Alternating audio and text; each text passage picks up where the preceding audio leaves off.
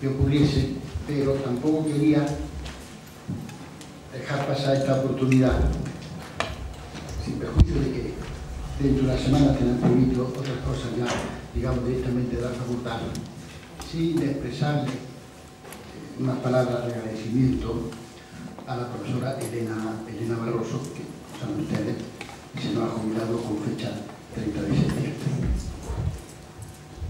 Este es el primer año que se nos jubilan 4 personas en la facultad, de golpe, lo cual me da la sensación de que empezamos a tener ya una facultad adulta, una facultad madura. Y cuando alguien se va de la facultad, pues bueno, hay quien deja un recuerdo, pero yo creo que en el caso de Elena es algo más que un recuerdo, nos deja una huella profunda. Yo ya le he pedido que no se desvincule en la medida que la Universidad de Sevilla y los mecanismos burocráticos nos dejen, que no se desvincule de la facultad, y ya no inventaremos las cosas para que sí ocurra. Pero sí quiero decirle a ustedes en esta ocasión que Elena simboliza mucho de lo mejor de nuestra facultad.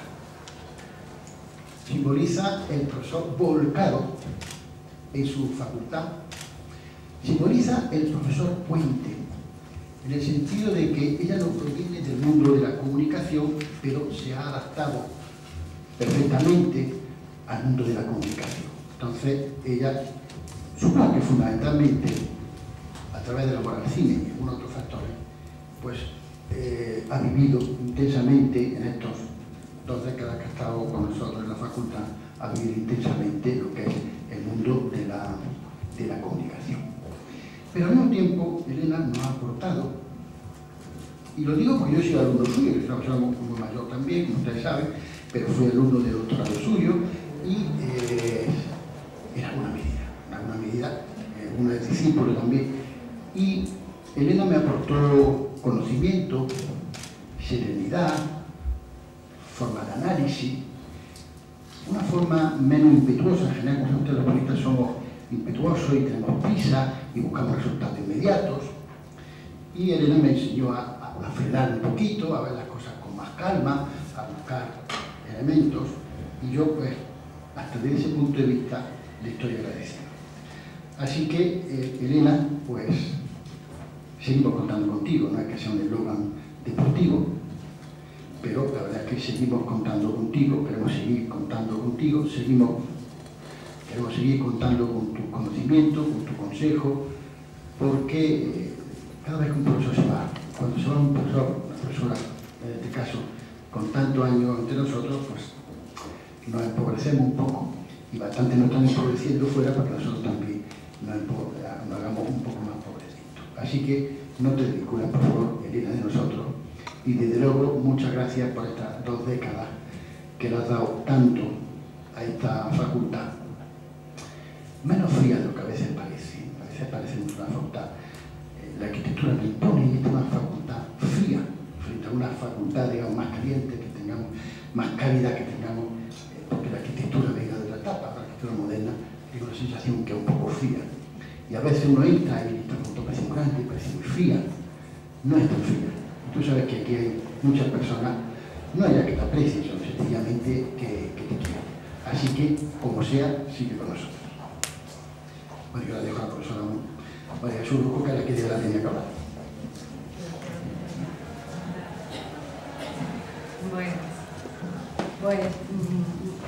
Buenas tardes. Elena, sabes que te debo mucho, que has compartido conmigo momentos académicos muy importantes en mi vida, y también tengo la suerte de contar con tu amistad. Cuando Manuel Ángel organizó el homenaje, pues pensé sobre qué hablar, y sé que México tiene un lugar muy importante en tu trayectoria académica y en tu corazón, porque hiciste una tesis sobre la novela de la Revolución Mexicana. Y elegí a otra Elena, mexicana de adopción, Elena Poniatowska, porque tiene grandes valores y porque también dio voz a los oprimidos, y que revela ese gran corazón que tú también tienes, de ayudar a los demás y ser una persona humilde. pero desde luego, Elena, tú vales mucho y dejas a muchos discípulos y a grandes admiradores, entre ellos. Bien, pues comienzo con unas palabras de Elena Poniatowska que dice: escribimos para ser, escribimos para que no nos borren del mapa. Y las relaciones entre periodismo y literatura pues me llevan a delimitar a través de mis investigaciones cómo han forjado discursos fronterizos que alteran los géneros canónicos tradicionales. De esta forma pues aparecen esas novelas testimonio, el teatro documento y la poesía periodística, configurando un perfil innovador junto a un periodismo literario que se proyecta en el artículo de opinión, en la crónica, en el reportaje y en la entrevista. Son muchos los escritores que trasladan a sus obras de creación su experiencia en el mundo de la prensa y tiñen sus textos periodísticos de matices literarios. Ese mestizaje de género se manifiesta en la obra de la mexicana Elena Poniatowska. No en vano, su trayectoria como periodista forjó su interés por el discurso testimonio, que le permitía dar voz a los oprimidos, a los que no alcanzaron un lugar en la historia canónica, aquellos que protagonizan sus novelas y también sus crónicas periodístico-literarias.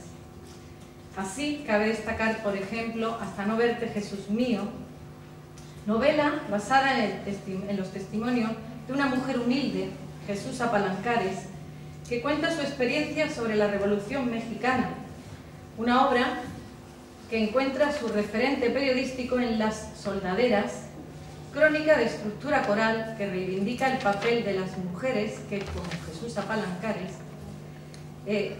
contribuyeron a esa contienda, luchando junto a los hombres. En la línea del periodismo literario merecen un lugar destacado también obras como La noche de Tlatelolco, Nada nadie, Las voces del temblor, Fuerte es el silencio y Amanecer en el zócalo.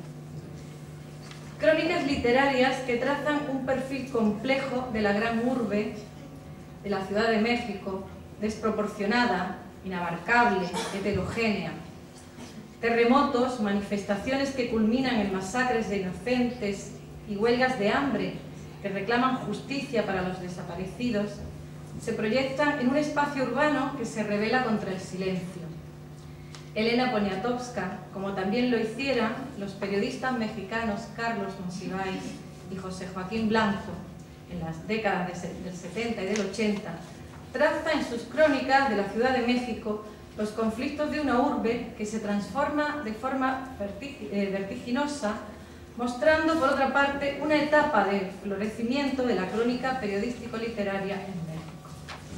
Sin duda, como señala Anadeli Bencomo, Elena Poniatowska proyectó en sus obras una renovación del género, apostando por una estructura polifónica, coral, fragmentaria, que se identifica con el caos urbano y reclama al mismo tiempo el protagonismo del colectivo, pues solo a través de él, a través de sus fuerzas, se puede hacer frente al silencio en el que viven sumidos muchos mexicanos. Significativo es, por tanto, el título bajo el que presenta una de sus obras, de las que voy a hablarles, Fuerte es el silencio, integrada por 5 crónicas que revelan su perfil literario.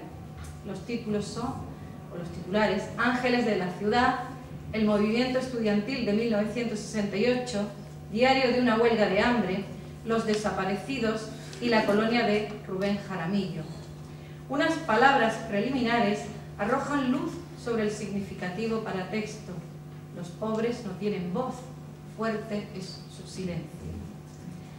La denuncia y el testimonio se manifiestan como hilo conductor de todas las microhistorias que conforman cada una de las 5 crónicas, configuradas por un mosaico de voces arracimadas que se proyectan sobre una urbe impasible, la Ciudad de México, caracterizada como un espacio laberíntico en el que se reflejan los problemas generados por la inmigración del campo a la ciudad, las manifestaciones de los ciudadanos que reclaman justicia por los desaparecidos, el derecho a una vivienda digna y cambios significativos en la distribución de la riqueza. Bajo la engañosa estampa del progreso se revela la ciudad real, teñida por la miseria y la muerte. En ella perecen los sueños de los emigrantes que vieron tornarse el paraíso en un infierno. Ángeles de la ciudad, como los caracteriza Elena Poniatowska en la primera crónica, que viven en condiciones míseras, cuyas alas, como las del emblemático ángel de la independencia, se quebraron allá por el año 1957, ese monumento, a raíz de un terremoto. Sin embargo, esas alas no corrieron la misma suerte porque el monumento fue restaurado, paradójicamente, en una de las colonias más pobres de México. El relato, protagonizado por este ángel gigantesco de piedra y oro, significativamente inicia las microcrónicas donde se erigen niños que venden mercancías en las calles inhóspitas, mujeres maquiladoras, trabajadoras domésticas, prostitutas, mendigos, barrenderos, cuidadoras de coches. Y así los titulares reiteran el simbolismo de las alas que anhelan la libertad sin encontrarla. Angelitos negros, ángeles de la noche, los mexicanos, pájaros sin nido, y ángeles de alas trasquiladas, entre otros. La ciudad se torna en un espacio negativo, una ciudad monstruosa, como aparece en la crónica, así, con ese calificativo, una ciudad monstruosa de más de 9 millones de habitantes, como revela Elena Poniatowska, donde anida la pobreza, donde las calles de algunos barrios carecen de fosas sépticas y drenajes y se improvisan viviendas insalubres. El espacio destruye a los ángeles, su rostro se torna opaco, su voz se sume en el silencio. Sin embargo, frente a esta imagen desolada, se despliegan pinceladas líricas que se proyectan sobre los objetos y ligeros toques humorísticos que difuminan la tragedia. Y les leo un fragmento. En 1957 tembló a las 2:40 del domingo 28 de julio y el ángel fue a estrellarse contra el suelo. Un maestro albañil, ya muy viejo, llegó a ver hasta dónde se había cuarteado porque construyó su base y emparedó en ella un cofrecito con las cartas de su novia, que lo dejó colgado así como los constructores de cortinas o los diques emparedan a un recién nacido para detener las aguas. Lo cierto es que el cofrecito del amor traicionado ha servido de antídoto. Pocos enamorados se han tirado del ángel, en cambio son muchos los que han cometido suicidio desde lo alto de la torre latinoamericana. En este contexto, habría que considerar que significativamente el conjunto de microcrónicas que integran Los Ángeles de Ciudad presenta una estructura abierta, circular. Se inicia y se cierra con la letra de una canción infantil que invoca al ángel de la guarda. Ángel de mi guarda, dulce compañía, no me desampares ni de noche ni de día. Y es revelador también que el titular con el que se da término a esa relación de ángeles sea Ángelus, con todas las connotaciones positivas que emprende. En el crepúsculo, a la hora del Ángelus, la ciudad se cierra sobre sus moradores. Muchos niños cantan el Ángelus para dar gracias y dormir en paz, porque Ángelus significa dar luz sobre el espíritu del que descansa. La segunda crónica, de Fuerte es el silencio, permite trazar otros itinerarios urbanos que Elena Poniatowska proyecta a partir del movimiento estudiantil de 1968. Así consta en el titular que enmarca la estructura, también fragmentaria, donde desgrana la trascendencia de un conflicto que caracteriza como el movimiento más extraordinario después de la Revolución Mexicana. Varios años después de la publicación de otra crónica, La noche de Tlatelolco, donde aborda la misma problemática, vuelve a traer a la memoria las movilizaciones de los estudiantes y la cruenta represalia del gobierno el 2 de octubre de 1968, unos días antes de celebrarse en el Distrito Federal los Juegos Olímpicos. La gran urbe es ahora tomada por las masas, por las voces de los estudiantes universitarios y de otros sectores de la población que también se sumaron. El gobierno no podía detener el entusiasmo suscitado por el movimiento estudiantil, dice Elena Poniatowska en su crónica, la euforia, el coraje, el ímpetu de los jóvenes que por primera vez sentían que la ciudad era suya, que las calles les pertenecían, que podían comunicarse con los demás, hablar en voz alta. Así, como señala con acierto Tanius Karam, al analizar esta obra de Elena Poniatowska, el movimiento de 1968 proyecta una visión positiva del espacio, donde las calles se llenan de vida y los monumentos y las plazas se erigen en tribunas y trincheras donde se despliega la libertad de expresión. Calles como San Juan de Letrán, el emblemático Zócalo, el Paseo de la Reforma, la Plaza de las Tres Culturas, marcan el itinerario de un movimiento de masas que fue cercenado por fuerzas políticas, dejando un reguero de muertos, arrestados, secuestrados y amenazados. Elena Poniatowska se revela frente al silencio de la prensa de la época y reconstruye los acontecimientos a través de los testimonios de los supervivientes, trazando una memoria coral que se proyecta en la propia estructura fragmentaria de la crónica. La tercera crónica, que aparece integrada en Fuerte es el silencio, se configura también a partir de una ciudad tomada por un grupo de 82 mujeres que reclaman al gobierno el paradero de sus familiares desaparecidos. Rosario Ibarra protagoniza Diario de una huelga de hambre, cuyo testimonio aparece surcada por otras voces, otras historias que se dejan sentir en la Catedral de México, un espacio donde se proyecta su dolorosa espera. Como sombras, dice Elena Poniatowska, algunas mujeres atraviesan el atrio, otras se meten y horadan la penumbra. Las veo afanarse en torno a su bolsa de plástico, sus suéteres y sus chales hechos bola. Una viejita de plano se ha metido dentro de un confesionario y duerme. Por su rostro inquieto se entrecruzan las rápidas pesadillas del cansancio. Sentadas en el suelo, las piernas estiradas, dos señoras apoyan la cabeza contra el muro. Afuera, los muros les sirven para recargar y exhibir los grandes retratos de sus hijos impresos en un cartel blanco y negro. Poemas, citas de la obra de Rosario Castellanos, Memorial de Tlatelolco, testimonios de detenidos que fueron torturados de forma cruel, se suman a la voz de estas mujeres, de este coro trágico que será silenciado por el gobierno.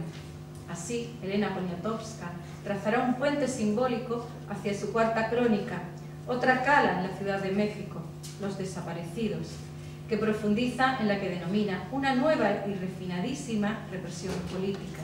Y así, el desaparecido, señala Poniatowska, se lleva hasta su silencio.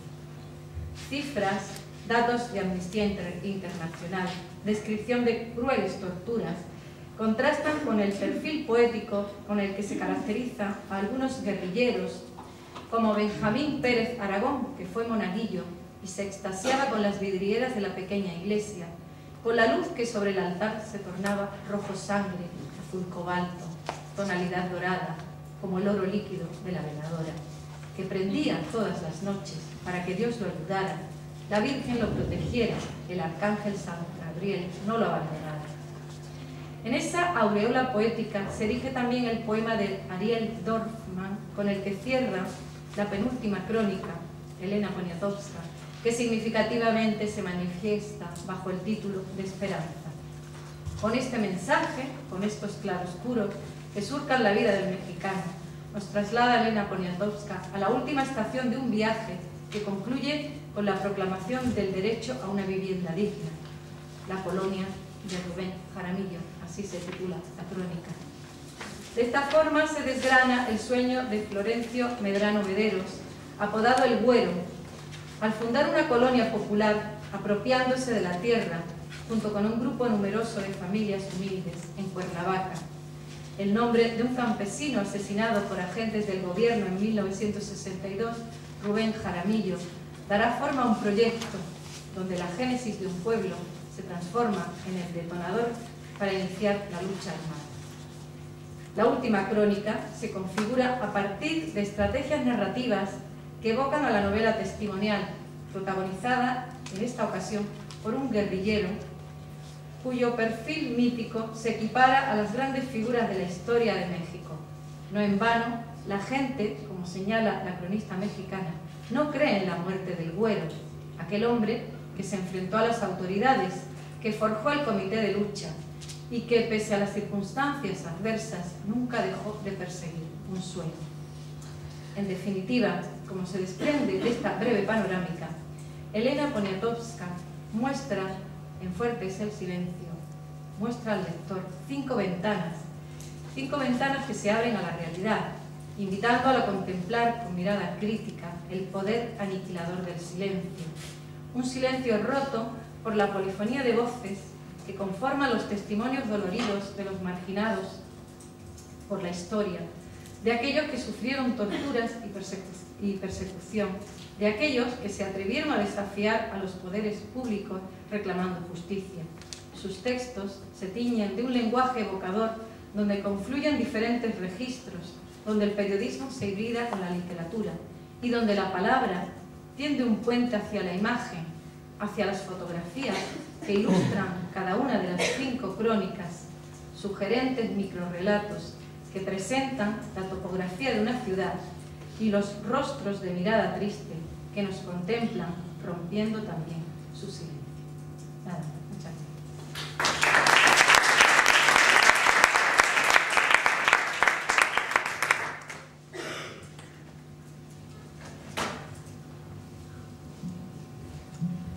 No sé si quieren hacer algún minutillo mientras Francisco va preparando su... Creo que sí, ¿no? Está bien de tiempo.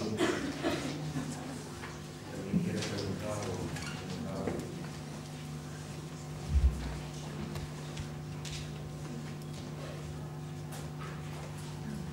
No queda mucho tiempo, ¿no? No sé. Bueno, esto ha sido una invitación para que leáis la obra, porque en poco tiempo tampoco se puede decir mucho. La obra tiene mucho que decir y el análisis de la fotografía sería estupendo, pero hacerlo. Pero bueno.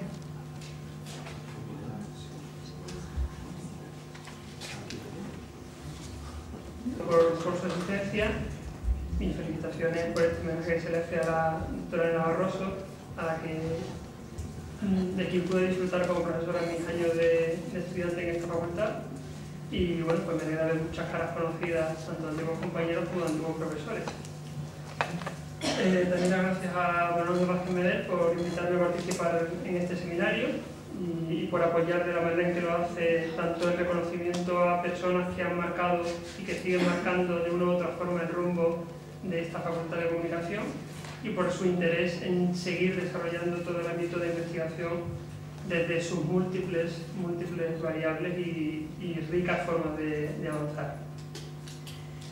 Yo os voy a hablar de análisis del discurso musical, que es un poco lo que más de cerca me toca, por mi profesión y por mi trayectoria, y quería simplemente con esta breve ponencia pues apuntar algunas ideas que a lo largo pues, de mi carrera, de todas esas veces en que nos paramos a pensar en cómo cambian las cosas, cómo nos van cambiando la forma de percibir, la forma de crear, la forma de investigar sobre lo que otros han creado, en qué manera eso va evolucionando. Y os voy a hablar pues de algunas ideas para el análisis del discurso musical.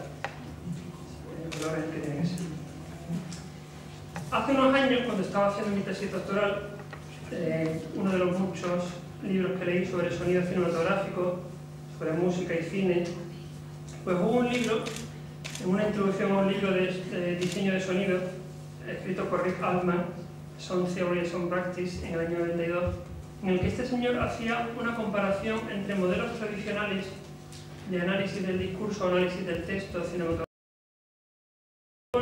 Es uno bastante diferente y creo que, por muchas circunstancias, muy aplicable al análisis del discurso musical hoy día en el siglo XXI. Él parte de que todo discurso, toda creación artística, estética, toda producción a nivel de comunicación nace del entorno de una cultura.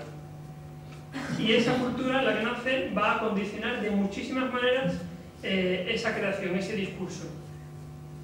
Él habla de una serie de condicionamientos que ya se van produciendo en todo el proceso de producción de esa obra. Él habla de un proceso de filtrado que se va produciendo, de concreción, cuando partimos, por ejemplo, de una obra lo traslado momentáneamente al ámbito cinematográfico, que puede resultar más fácil de comprender, pues existe una serie de condicionantes, desde los condicionantes financieros, que nos permiten hacer un tipo de película con mayor presupuesto o con menor presupuesto, condicionantes políticos, podemos estar limitados por un Estado a poder hacer o poder vender o poder distribuir un tipo de películas u otro, condicionantes tecnológicos. Avatar tardó más de 10 años en ponerse en marcha porque en el momento en el que se escribió el guión de la película no existía la tecnología capaz de reproducir el mundo que vemos en la película, por ejemplo, eso lo declara James Cameron. Condicionantes también sociales y culturales, el momento idóneo en el que por un acontecimiento determinado surge la necesidad o surge la inquietud por crear un determinado producto. Toda una serie de condicionantes, las propias personas que participan en el proceso productivo, en el proceso creativo, van condicionando, van destilando, van concretando el producto que al final adquiere la forma de ese texto, de ese elemento que es el que percibimos. Esta forma de V, esta forma de, digamos, como de embudo que va filtrando, que va concretando toda la creación, tiene a su vez una forma invertida cuando el discurso, cuando el producto audiovisual, la película, la función, la música es recibida, es recogida en la sociedad. Y ahí se vuelve a ampliar el ámbito de la recepción con todas las posibles interpretaciones que cada persona puede hacer del discurso, con todas las posibles condiciones de recepción. No es lo mismo ver una película, vuelvo al símil cinematográfico, ver una película en una sala de cine en completa oscuridad, con una pantalla bien iluminada, con una instalación de sonido multicanal, a ver, como nos estamos acostumbrando, a ver una película a baja resolución descargada en un teléfono móvil con un sonido monofónico y rodeado de una contaminación lumínica y sonora que nos impide apreciar la calidad, nos impide apreciar ciertos aspectos de ese producto. Igual que influye en la recepción del producto, por ejemplo, la crítica, los gustos personales, las identificaciones que tengamos con un producto o con el producto, los trabajos previos que ese creador, que ese director haya hecho. Toda una serie de condicionantes que, por último, van a realizar un efecto rebote o van a realimentaar a la propia cultura para la creación de nuevas obras, de nuevas creaciones. De todos los aspectos que en esta primera década del siglo XXI se han ido sucediendo, de todos los acontecimientos que se han ido sucediendo en el ámbito de la creación musical, quizás para mí el que más relevancia puede tener o el que más peso puede tener a la hora de cómo todos estos aspectos colaterales, todos los elementos que condicionan la producción y la recepción influyen en el discurso musical, hay uno que bajo mi punto de vista destaca sobre los demás, y es la innovación tecnológica. El desarrollo de la tecnología ha condicionado y condiciona tanto la forma de crear como la forma de recibir las obras musicales, y es un poco lo que quiero centrarme a partir de este momento. Ya volvemos al ámbito de la música, volvemos al ámbito de la creación y de la recepción de la música, y vamos a ver cómo la innovación tecnológica condiciona todos estos procesos. Puede parecer, lo aviso, que me alejo de lo que es el discurso, o de lo que es el análisis del discurso. Nada más lejos de mi intención. Precisamente lo que quiero un poco con estas ideas es apuntar hasta qué punto o en qué medida tenemos que considerar todos estos parámetros que muchas veces pensamos que son de menor importancia, que son colaterales, que no influyen decisivamente en la obra en sí. Yo quiero hacer ver cómo todos estos elementos sí influyen muy poderosamente en la obra en sí y cómo estos elementos tenemos que contemplarlos a la hora de hacer un análisis fiel del discurso. En primer lugar, nos vamos al ámbito de la producción. Hay varios elementos o varios aspectos, todos relacionados con la innovación tecnológica, que influyen en la creación del discurso musical. Por un lado, el procesado sonoro como recurso creativo. Si en siglos anteriores la música ha ido descubriendo nuevas formas de ser creativa, nuevas formas de incrementar su riqueza, empezamos con la monofonía, después vino la polifonía, la armonía completa. El siglo pasado fue el siglo de la tímbrica, del descubrimiento tímbrico. Yo pienso que este siglo que hemos recién arrancado es el siglo en el que el sonido, la material, digamos la escultura sonora, el modelado sonoro, el procesado del sonido es ya parte de lo que entendemos como música. Ya pasamos un poco del nivel de las notas musicales, de las armonías, de los timbres instrumentales, para ir más allá, para construir un discurso musical a partir de otra serie de elementos que voy a concretar ahora mismo. Hay 4 aspectos en los que yo creo que la tecnología ha influido mucho a nivel de procesado sonoro como recurso creativo. Por un lado, la tímbrica.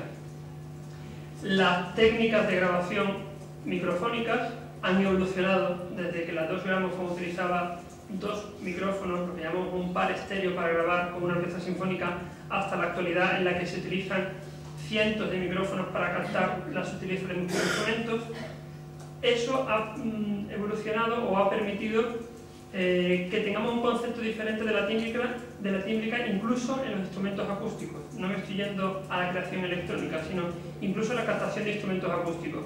Y aludo rápidamente a una experiencia que viví hace unos años grabando un disco de música contemporánea con el compositor José María Sánchez Verdú, en la que descubrí en él una persona muy obsesionada por matices sonoros que se pretendían que reprodujeran los músicos durante la grabación, matices que eran muy fácilmente conseguibles a través de una diferente colocación de la microfonía. Y aquí un poco vemos, quiero ver un cisma en la formación y en la tendencia creativa de muchos músicos que no contemplan esta posibilidad de, a través de estas nuevas tecnologías o a través de un uso diferente de la tecnología existente, crear un tipo de discurso diferente. Sánchez Verdú hablaba en las sesiones de grabación de los músicos, hablaba incluso en términos que muchas veces un ingeniero de sonido sabría solucionar simplemente cambiando la posición del micrófono. Pues con la captación microfónica podemos variar enormemente la tímbrica, la sonoridad de la música. Con respecto a la edición, pues la edición que actualmente se hace por software de todas las grabaciones musicales nos permite hacer cosas que hace X años eran imposibles, no solo de solucionar problemas técnicos o de poder hacer multitud de tomas, sino de elaborar, de crear contenidos musicales que de otra forma no sería posible hacer, de lograr interpretaciones que de otra forma no sería posible hacer. Con respecto a la afinación, es una moda que desgraciadamente se ha impuesto en la industria de la música, digamos una moda que aquí en España nos ha venido de la mano de Operación Triunfo, y es la moda de utilizar, de intentar que la música esté lo más afinada posible. No hay hoy en día, sí los hay, pero son el porcentaje más bajo, producciones discográficas en las que no se utilice el conocido autotune. El autotune es un programita informático que se utiliza para la afinación de las voces. ¿Qué ha ocurrido? Pues que eso ha generado un tipo de producto, un tipo de discurso musical, un tipo de creación musical en el que hay que cumplir con un requisito y es la afinación perfecta. La música tiene que estar perfectamente afinada. Eso ha contribuido a crear un tipo de discurso en el que se resta valor a la espontaneidad, a la naturalidad de la interpretación, a la humanidad que muchas veces está en esa pequeña desafinación vocal de los cantantes, hasta llegar a un punto en el que, haciendo un símil con el cine, haciendo un símil con la frase de la película Ratatouille, cualquiera puede cocinar, pues hoy en día cualquiera puede cantar, gracias a ese tipo de herramientas. Y por otro lado, en lo que es la concepción de espacialidad. Actualmente existen dispositivos, casi todos por software, que nos permiten no solo simular, eso ya se hacía hace años con las unidades de gran revelación, simular que un sonido está en un espacio de mayor o menor tamaño. Hoy en día ese desarrollo ha llevado a hacer posible que una voz, por ejemplo, grabada en este espacio, en esta sala, suene exactamente igual como si lo hubiéramos grabado en la Catedral de Notre Dame de París. Porque se ha muestreado acústicamente, se ha hecho un mapeado acústico de la Catedral de Notre Dame de París y mediante ciertos algoritmos se puede aplicar esa espacialidad sonora a una señal, una grabación de audio obtenida en cualquier otro lugar. Todo esto, ¿a qué nos lleva? Nos lleva a abrir un gran número de posibilidades creativas hasta ahora inexistentes, a concebir discursos sonoros y musicales. Ahora creo que podéis ir entendiendo un poco la importancia de lo que he dicho anteriormente, de que estamos en el siglo en el que la materialidad sonora forma parte de la música. El discurso sonoro puede tener dimensiones diferentes, pero también eso está teniendo, y voy apuntando ya cosas con referencia a la recepción, está teniendo efectos secundarios, por así decirlo, no positivos. En una encuesta que se hizo en las publicaciones, se hicieron dos encuestas en la Q Magazine y el New Musical Express, que son dos de las publicaciones de referencia en música pop británicas, se quiso establecer cuáles eran los 50 mejores discos del pop rock, y los resultados de las encuestas decían que los primeros 15 puestos o los primeros 20 puestos en uno y otro estudio estaban ocupados por álbumes, por discos producidos antes de la década de los 90, y la encuesta de hace pocos años. Otra encuesta realizada a ingenieros, porque debo decir, bueno, pues el público está condicionado por su propia memoria cultural, por el conocimiento que tiene de esa música. Otro estudio realizado a ingenieros de sonido, de grabación y de mezcla en una convención en la AES en 2006, puso de manifiesto, en una encuesta similar, que nadie valoraba mejor, o digamos que los discos mejor valorados eran todos de antes de la década de los 80. ¿Qué quiere esto decir? Pues que toda esta innovación tecnológica, todo este procesado sonoro como recurso creativo, efectivamente ha aportado una riqueza en la creación, pero también ha aportado una pobreza en la valoración que los receptores hacemos del propio discurso musical. En segundo lugar,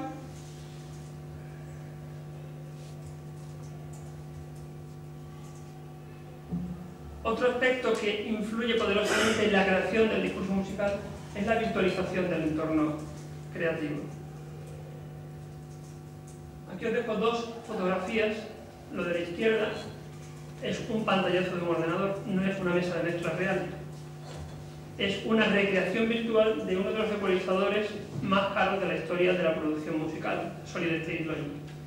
Es un poco una muestra, una representación de cómo hoy en día la tecnología informática, por un lado, ha permitido democratizar el acceso a la producción musical. Hoy en día todo el mundo, con una inversión mínima, puede crear música, puede crear un producto musical comercializable, algo que hace años era inviable. Y por otro lado, tenéis a la derecha también otro pantallazo de lo que llamamos actualmente instrumentos virtuales, que son recreaciones de software que nos permiten sustituir a un músico real por un ordenador con este programa y un teclado en el que yo voy interpretando las melodías, las armonías, etcétera, etcétera. Esta virtualización del entorno creativo tiene, por supuesto, sus posibilidades o sus aspectos positivos. Como digo, esa democratización del acceso a la tecnología y de la posibilidad de producir, de crear música.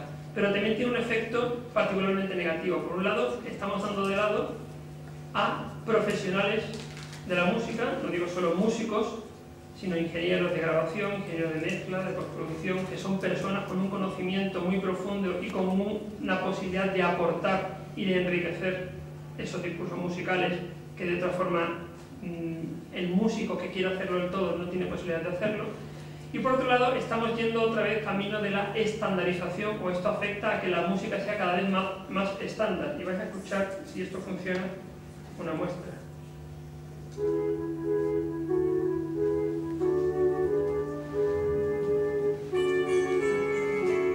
Esto que estamos escuchando, ¿qué me diréis que es? Parece los Beatles, pero... Parece los Beatles, efectivamente, parece los Beatles. Este instrumento virtual que veis ahí, ese pantallazo, el Fab Four, es un instrumento virtual que recrea el sonido de todos los instrumentos que utilizaron los Beatles en Abbey Road. ¿Qué quiere esto decir? Que hoy cualquier músico que se gaste los 200, 300 euros que cuesta eso, puede disponer de los sonidos, de los timbres que utilizaron los Beatles en la creación de este disco. Esto, más que enriquecer, lo que hace es que empobrece. ¿De acuerdo? Y esto es una de las consecuencias negativas que la tecnología tiene y que tenemos que tener en cuenta a la hora de valorar cuando estamos analizando una pieza musical. No solo la pieza en sí, sino realmente de dónde bebe, cómo está hecha y qué enriquecimiento es propiedad del autor o es propiedad de otras aportaciones.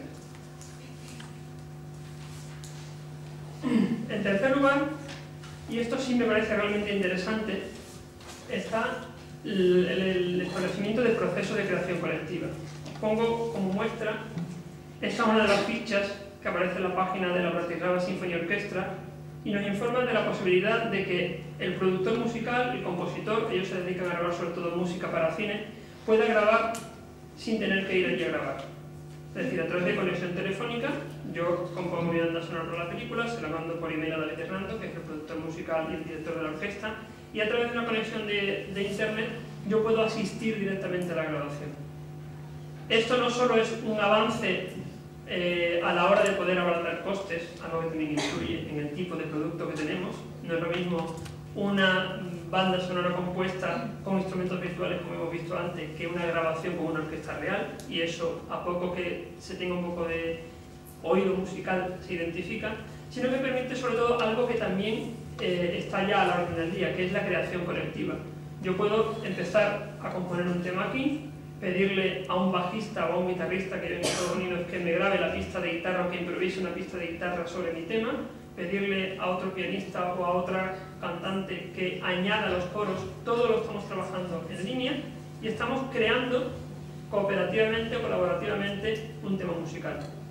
Evidentemente las implicaciones de estilo personal, de conocimiento musical, de heterogeneidad de gustos que puede tener hoy en día la música es mucho mayor que la que puede tener hace años, en parte gracias a esta posibilidad de creación colectiva. Nos vamos rápidamente a los procesos de recepción. Y aquí sí que el salto, bajo mi punto de vista, ha sido casi más cualitativo que en el caso de la creación. Actualmente estamos asistiendo, o digamos ya estamos en la segunda fase del cambio de soporte musical. Hemos pasado del vinilo, el cassette, el CD, ahora a la virtualización también del soporte. Ya no existe un disco material que vamos a poner en un aparato y vamos a escuchar, ya es un archivo informático que descargamos en nuestro ordenador. ¿Qué consecuencias tiene esto? Pues, por ejemplo, la pérdida de ese paratexto tan rico que era la propia caja del disco, la portada, el libreto. Os recuerdo un poco también por aludir nuevamente a los Beatles y al disco de Abbey Road, no al disco de Road, al Sgt. Pepper's. Con Sgt. Pepper's surge o se crea la primera portada conceptual de un disco, pues eso ya se ha perdido. Al no tener un soporte físico, nuestra música no tenemos la posibilidad de, mientras estamos escuchando la música, estar leyendo el libreto, estar completando la información que oímos con información que leemos. Por otro lado, asistimos a diferentes formas de comercialización, asociados lo uno a lo otro.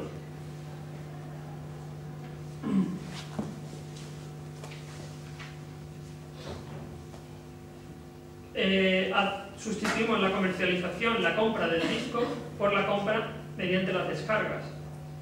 Eso nos lleva a un cambio de concepción del producto. Se cambia el concepto de álbum por el concepto de canción.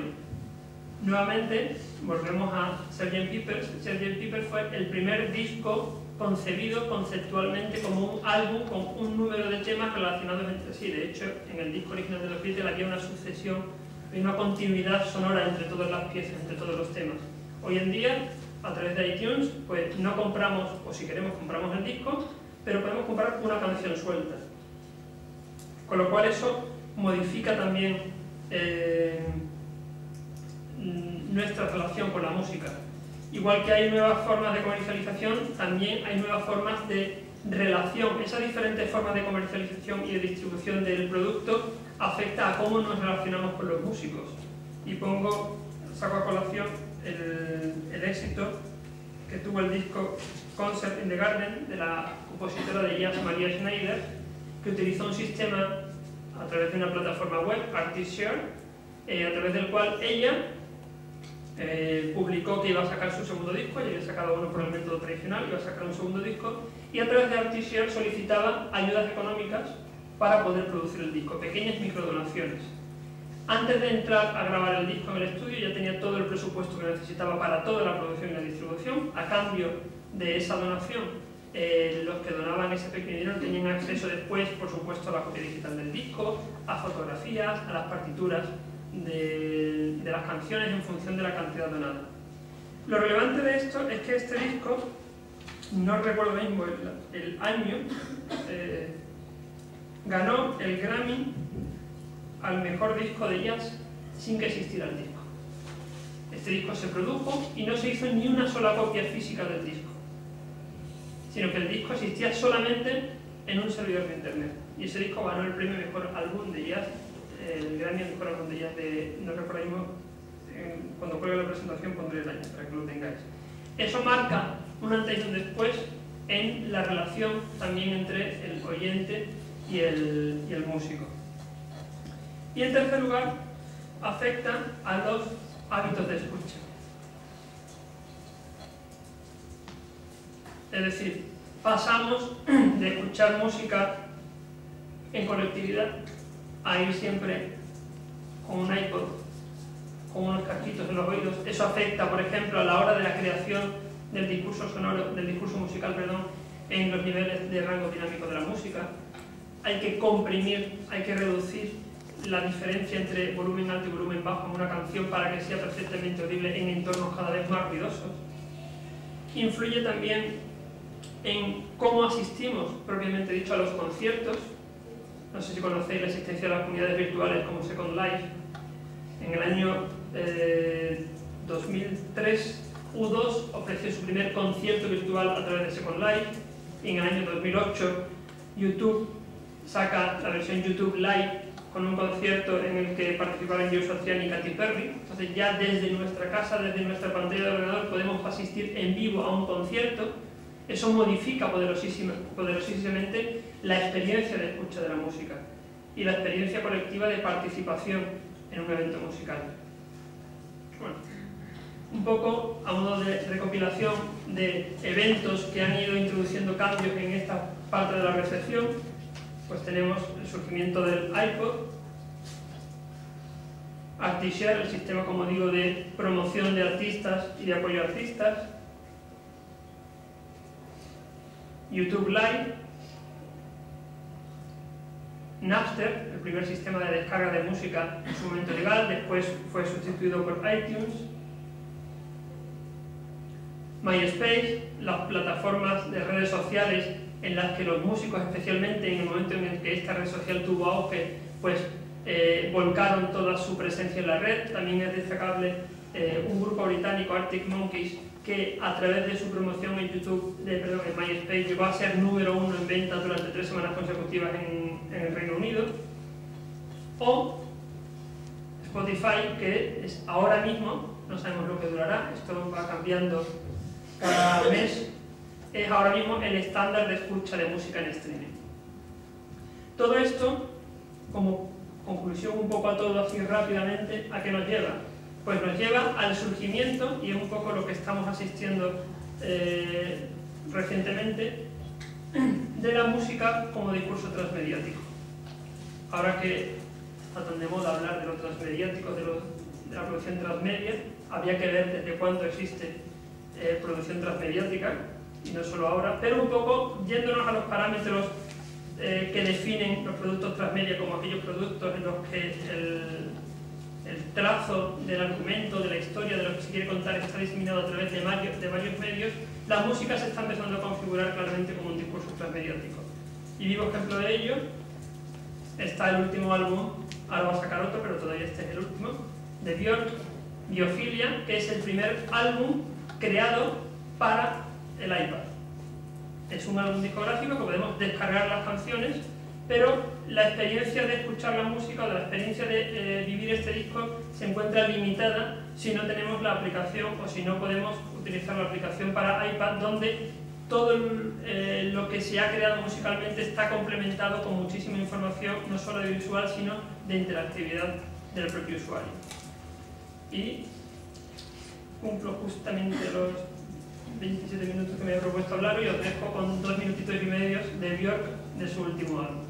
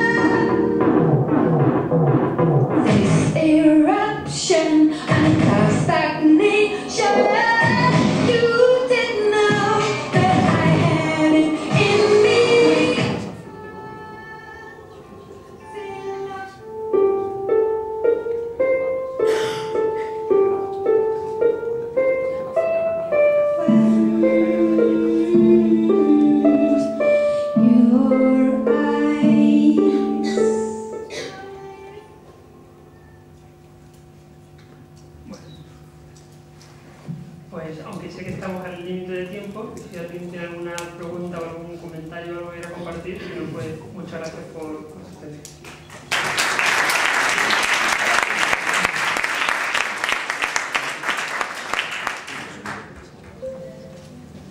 Bien, pues buenas tardes. Ahora sí. Vale, buenas tardes a todos.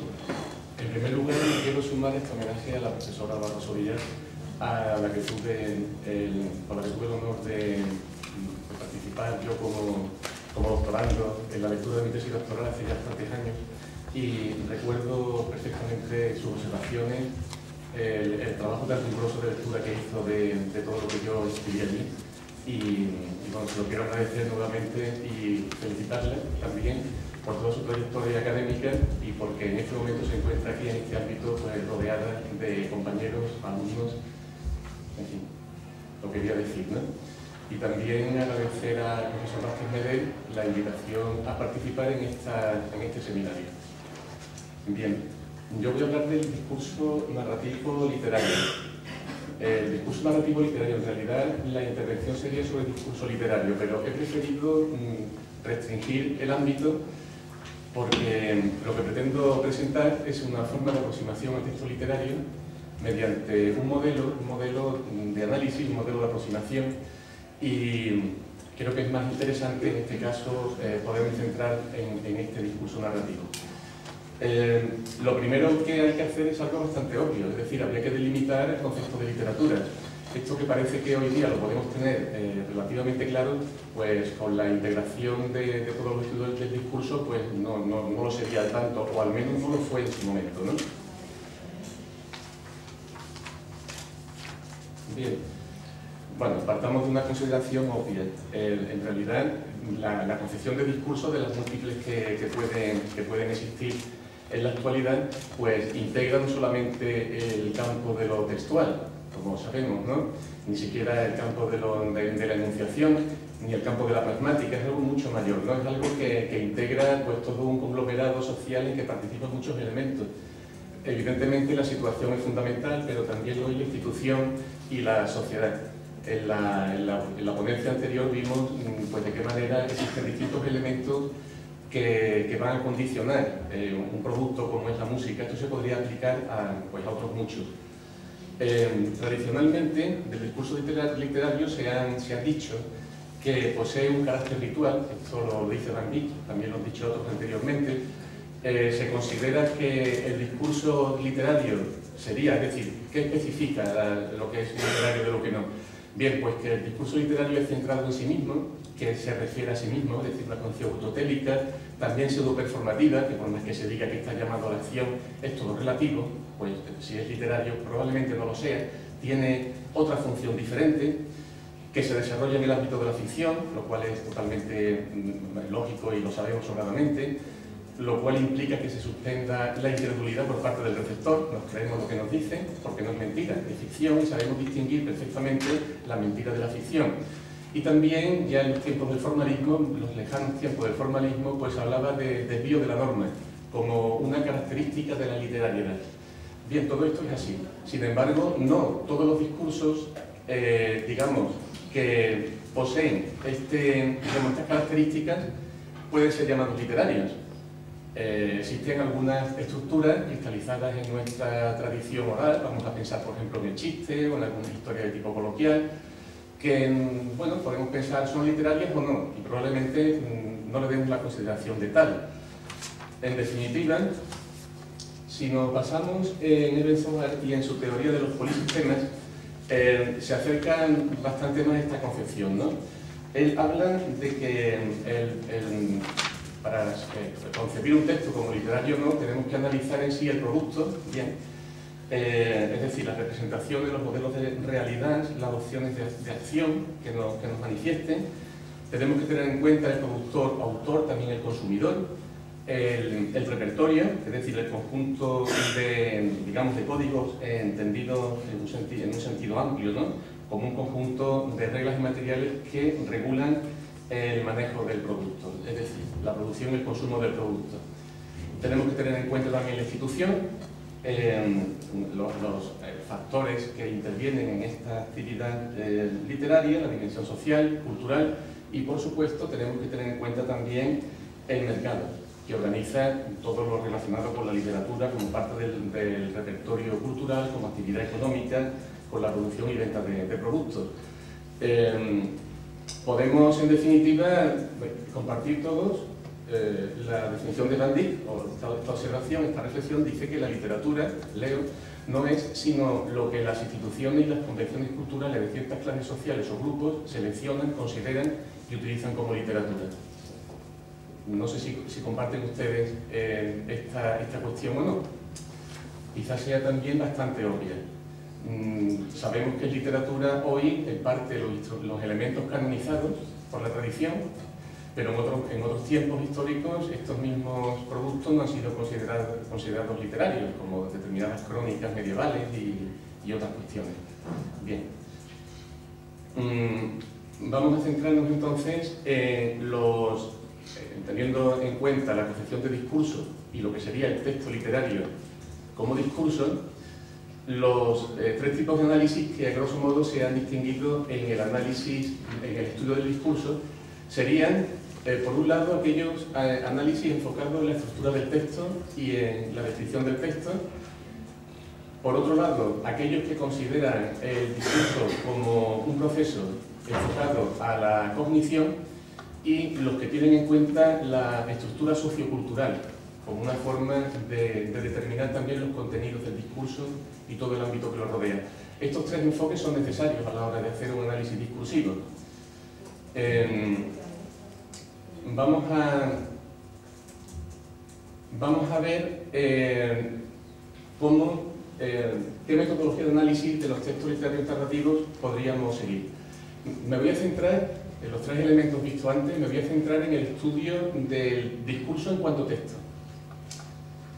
¿De acuerdo? Es decir, vamos a ver este primer elemento que requiere una aproximación determinada y posteriormente, a la vez, esto lo vamos a ver también ahora, de qué manera a la hora de considerar el texto vamos a considerar también otros elementos que tienen que ver también con su descripción y con su análisis.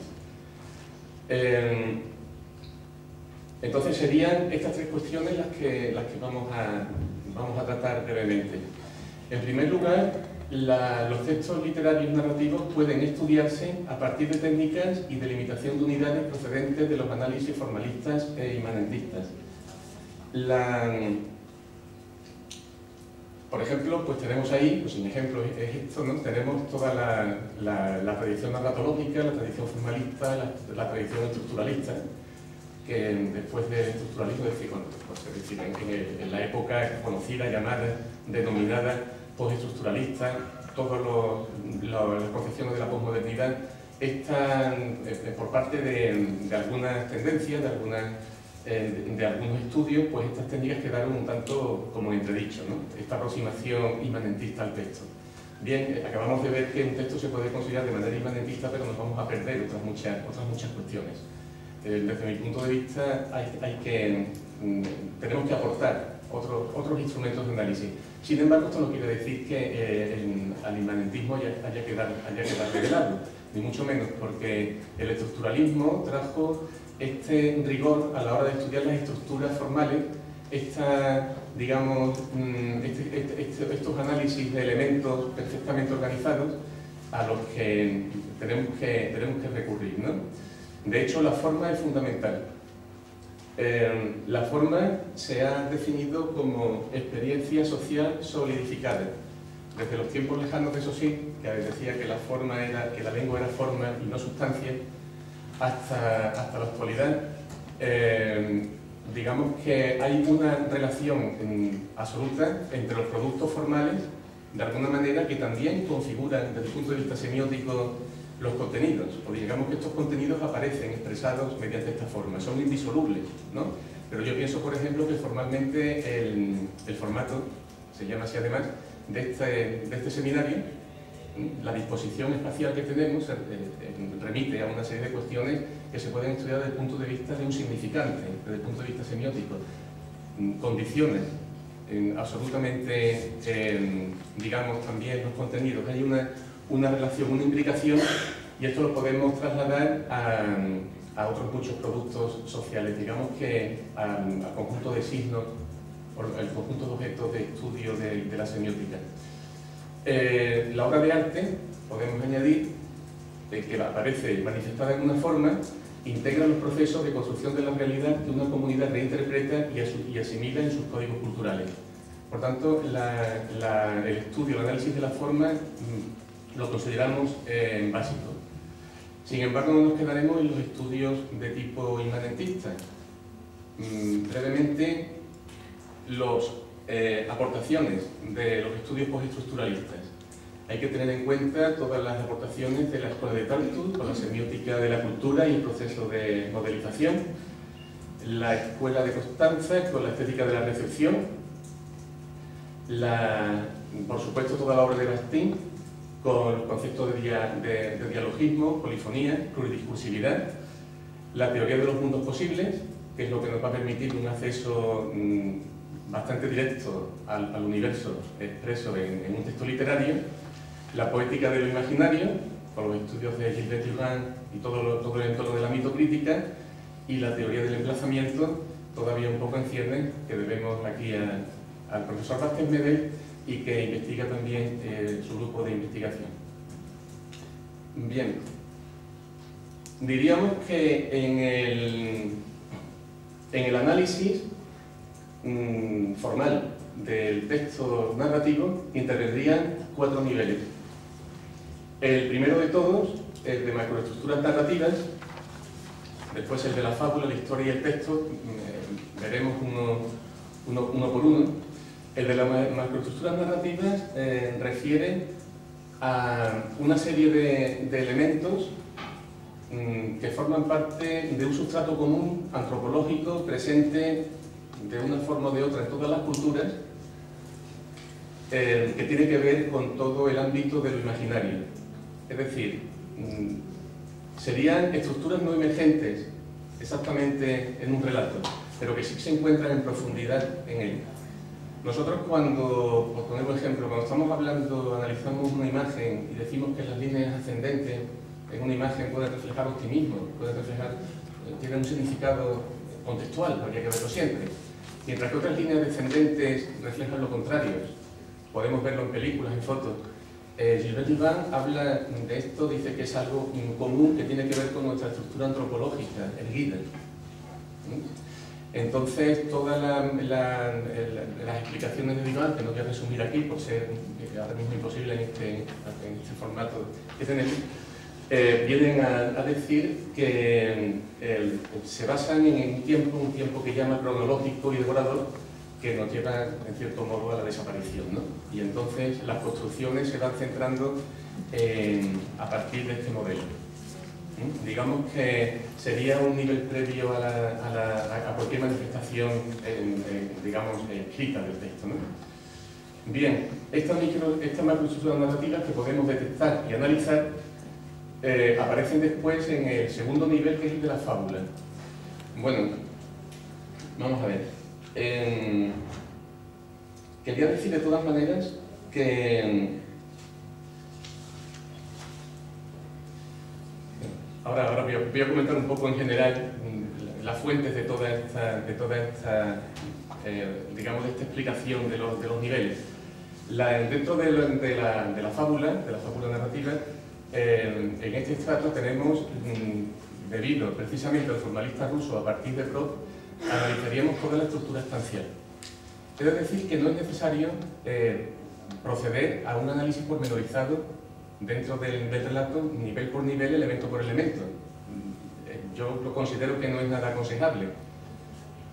El análisis narrativo, cuando lo queramos proceder a realizarlo, pues debemos partir de una idea global, general, que tengamos del texto, lo que nos suscita el texto, y después podemos ir examinando instancia por instancia para ver qué elementos de ahí son los que van a dar explicación. Porque, de hecho, tengo puesto 4 niveles de análisis, no modelos de análisis, porque no existe, desde mi punto de vista, un modelo en el que pueda encajar un texto. Al contrario, yo tengo que fabricar el modelo, eso sí, con cierto rigor, con los elementos que la investigación me proporciona, fabrico el modelo para el texto en cuestión. Y voy ahí intentando desvelar estos significados virtuales, significaciones que posea el texto. Entonces estudiaremos la estructura estancial, estudiaríamos ahí también el tiempo y el espacio entendido como lugar y un tiempo cronológico dentro, digamos, de la estructura de la fábula, y pasaríamos después al nivel de historia, que es donde la fábula adquiere ya una dimensión prediscursiva, previa al texto, quiero decir, donde los actores, que van a ser unas fuerzas inmanentes al texto, marcadas por una serie de tendencias profundas que implican una actuación u otra, estos actores estos actantes se van a convertir en personajes. El tiempo, a su vez, pues se va a convertir en un tiempo que puede, digamos, sufrir determinadas distorsiones.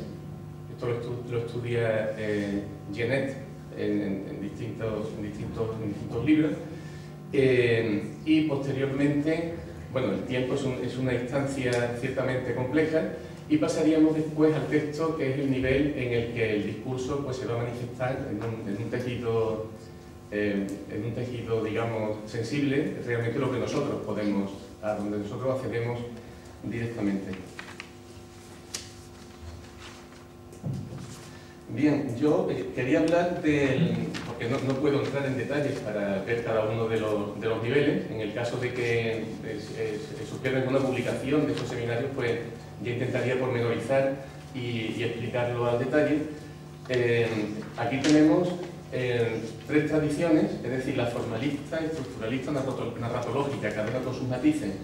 De la teoría formalista, la base de esta estructura, de esta explicación de la estructura del discurso, parte de la gramática universal del relato, aquel intento de construir una gramática universal del relato que no dio resultado, a no ser que nos ciñéramos a una serie de relatos muy concretos y muy precisos.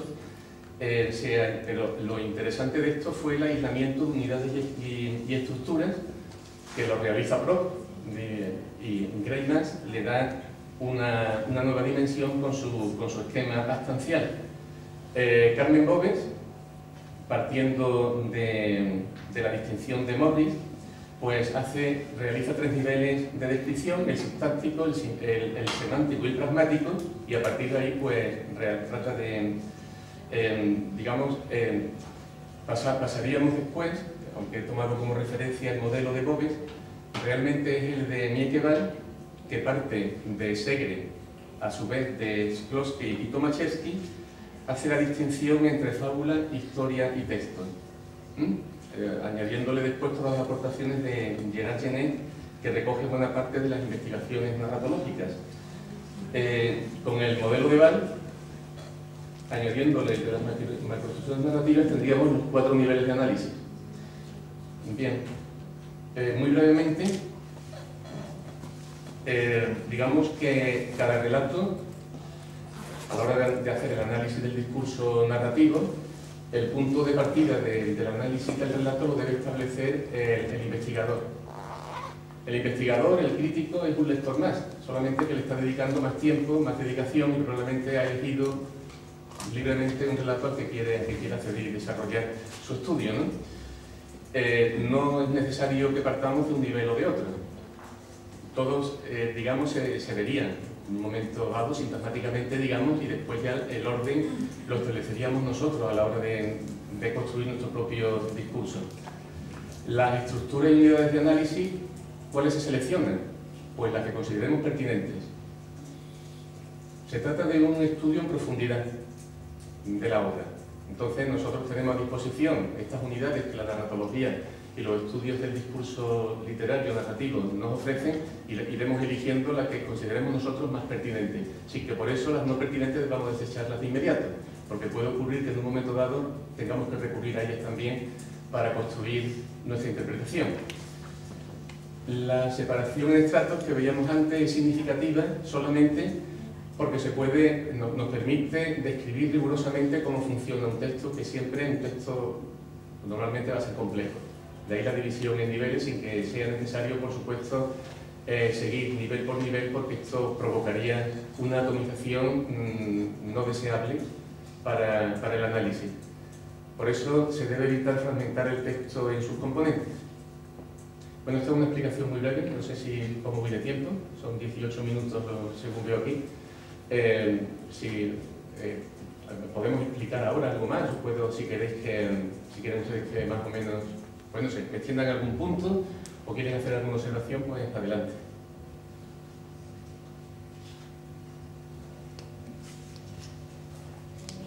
Federico, yo creo que dentro del obligado esquematismo de una exposición breve, ha hecho una espléndida síntesis de las tendencias más vigentes de análisis del discurso narrativo.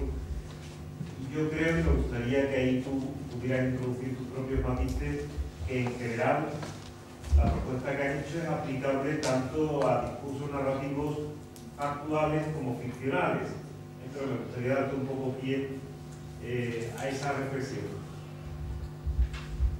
Respecto a la diferencia, Creo que el modelo que has propuesto sí, en general es igualmente aplicable. sí, totalmente. Sí, a los discursos actuales también. Saldríamos fuera del ámbito, digamos, de lo estrictamente literario, lo que una sociedad puede considerar como literario. Pero sí, se puede aplicar perfectamente. Probablemente existan ahí elementos no pertinentes en un discurso factual. Pienso en un discurso político.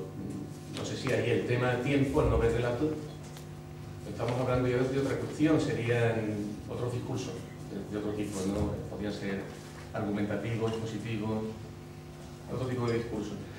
Pero sí podríamos aplicar, evidentemente, algunos elementos del primer nivel, ese nivel de las estructuras, podrían aparecer como utilizados como técnicas de persuasión. No tenemos más que echar mano de unos discursos políticos de los que estamos escuchando a diario y probablemente podemos detectar ahí algunos elementos.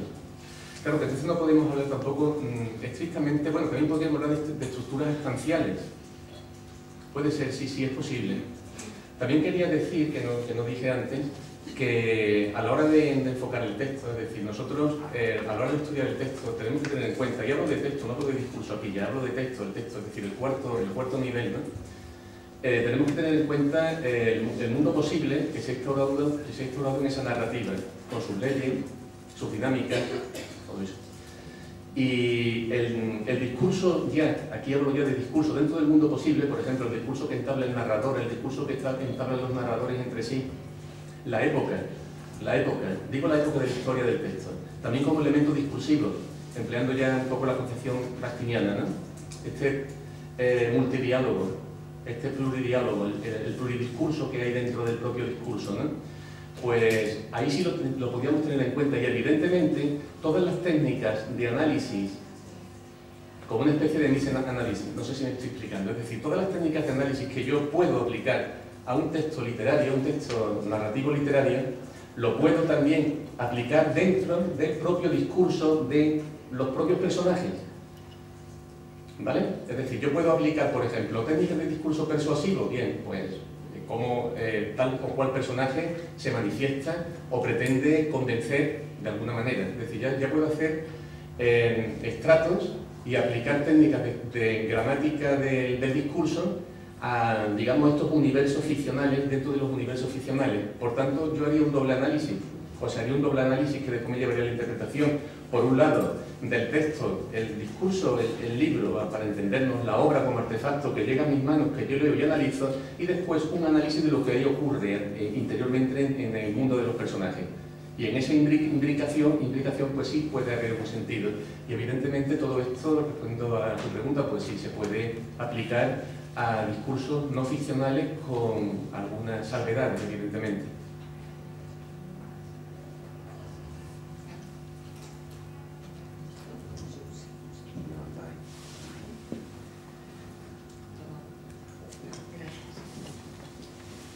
Sí, Federico, yo me sumo a la... Se me caen las cosas. Me sumo a la felicitación de Manuel Ángel, porque no es fácil, sino todo lo contrario, simplificar tantas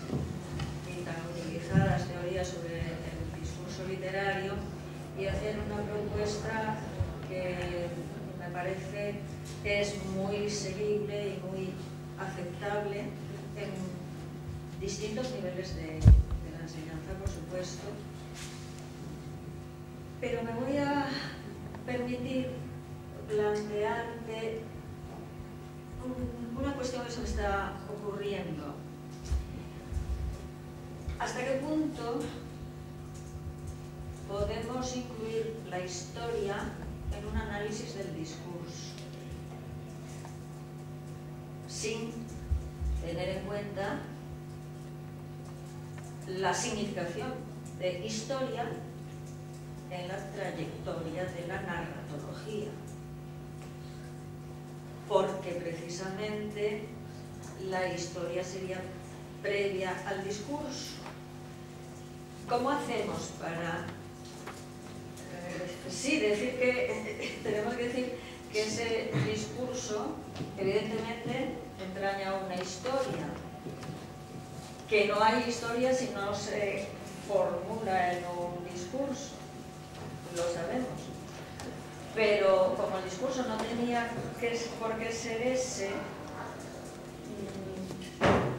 ¿qué distinguiría una historia de otra historia o una historia de la misma historia de otro discurso? Vamos a ver, no sé si he entendido bien. Sí, me explico más. Por ejemplo, una historia literaria, imagínate, traducida a discurso cinematográfico, lo cual es habitual.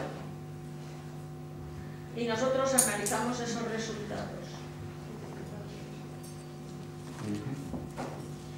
¿Qué estamos centrándonos en el discurso? Sí, es que, claro, ¿Qué estamos haciendo? Sí.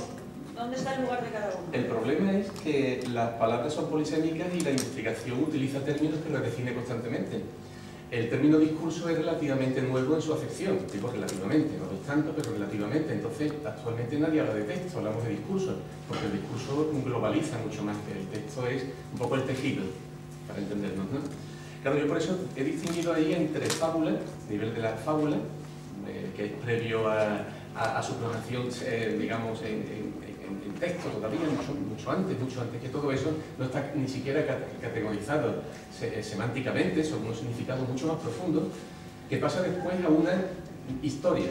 Historia aquí en narratología, pues vamos, yo me he querido referir, tú sabes perfectamente lo que significa historia en narratología, por supuesto, me quiero referir a la concreción de estos elementos previos, digamos un tiempo cronológico y demás, pues a lo que el narrador, con sus estrategias, autor, narrador, estrategia, pues ha considerado hacer. Es decir, vamos a hacer análisis, prolepsis, vamos a tratar el tiempo desde el punto de vista de la ucronía, vamos a tratar determinadas anacronías de tales o cuales tiempos, vamos a jugar con el espacio, vamos a topicalizar el espacio. Todo eso formaría parte de la historia, tal como yo quiero, digamos, en la exposición, tal como yo lo concibo, una historia. Y después pasamos al texto.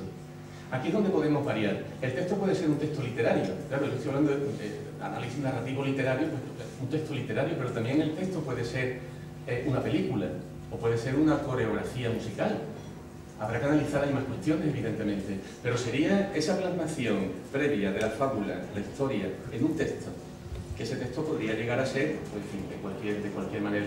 Entonces yo por eso no he querido hablar de discurso en este tercer nivel y he hablado, o el cuarto nivel, y he hablado de texto. De qué manera se concreta esa fábula, esa historia, esa organización en un producto, bueno, que en este caso es literario porque estamos hablando de literatura, pero podría haber sido otro cualquiera. Eso es lo que... Gracias. Y entonces, ¿podrías aclararme también, por favor, en dónde meteríamos, si hubiera que meterlo, porque nadie tiene, no tienes por qué meterlo, y además la simplificación es